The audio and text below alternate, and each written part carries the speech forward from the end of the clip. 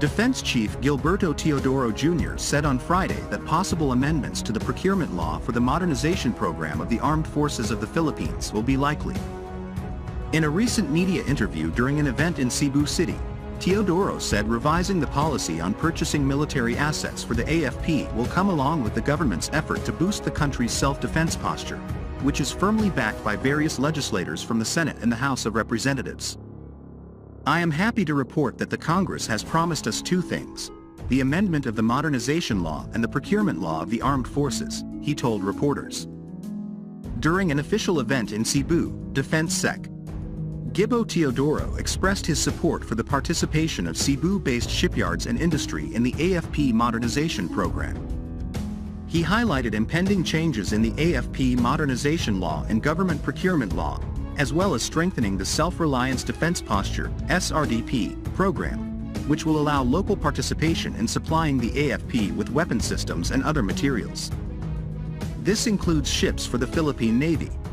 It would be remembered that one of the shipbuilders based in Cebu, Australian shipbuilder Austal, was supposed to deliver offshore patrol vessels built in its shipyard in Balamban and designed in the Philippines, but did not push through after costs went up due to inflation and the cost increase of shipbuilding materials. The DND may reconsider these options again in the future as the Philippine Navy continues its modernization and expansion efforts. The current Defense Secretary, Gilbert Teodoro, said in a recent speech that the country's defense establishment now eyes Cebuano shipyards for the production of its vessels for the Philippine Navy. It was known from the previous administration that the Philippine Navy almost secured a contract with the Australian shipbuilder Austal, who also has a shipyard situated in Balamban, Cebu, until inflation got the deal and the contract went to HD Hyundai Heavy Industries, of which it became what is now known as the HDP 2200 plus OPV.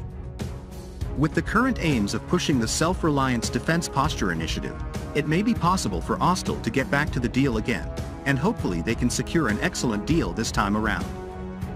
The Armed Forces of the Philippines and its modernization drive are now on the second horizon, where multiple projects are either being planned or in the process of materialization. One of those things belongs to the Philippine Navy, which desires to obtain a platform capable enough to be a deterrent, such as submarines and vessels that will replace a portion of old World War II-era vessels such as the offshore patrol vessels, whose program calls for at least 6 units. This ship will be made of steel and produced in the country through their shipyard in Balamban, Cebu, should this proceed.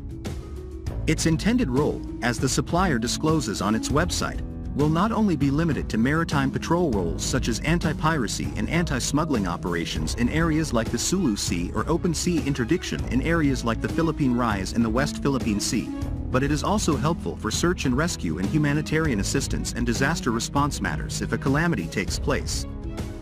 Nevertheless, if the shipbuilding commences at that time, it will join ships like the BRP Tagbanua and the BFAR multipurpose patrol vessels, MPPVs, made in Josefa slipways, as these aforementioned ships were made in the Philippines, catering jobs to the employees of these companies, and are worthy of being called vessels that are proudly built in the Philippines. Hence, it might be nice to witness more of this development wherein these ships will define the capabilities of the Navy to patrol its waters as well as provide the presence of such vessels in areas that need such a thing wherein it enhances maritime security and domain awareness.